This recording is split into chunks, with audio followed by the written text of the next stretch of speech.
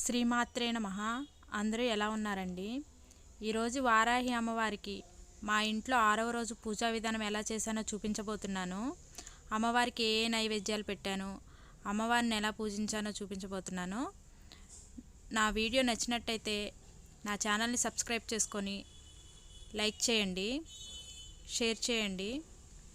మిగిలిన వాళ్ళకి నా వీడియో షేర్ అవుతుంది మీరు లైక్ చేయడం వల్ల. నా పూజ మొత్తం చూసి అమ్మవారి కృపకు మీరు పాత్రలు కాగలరని కోరుకుంటున్నాను.